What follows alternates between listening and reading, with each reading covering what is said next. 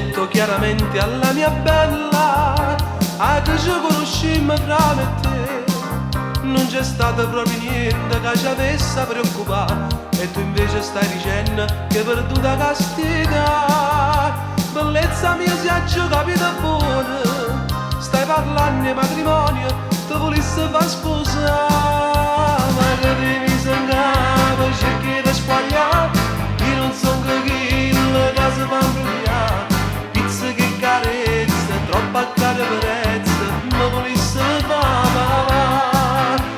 Se tu sei dritta, senti buona a me, hai trovato scema che faceva a te.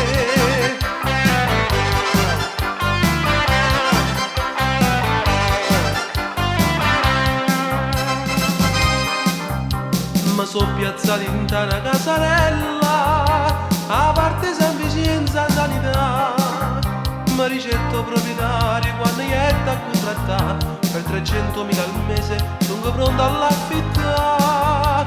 Io rispondete sì, ma fino a mese, la girata quarta parte, pur dicendola così, ma che devi sognare, cerchi di squagliare, io non sono che cosa fa imbrogliare, sì perché sta casa cerca tanto mese, che mi resta per mangiare. Se tu sei dritta, senti buona a me, hai trovato scema che faceva a te.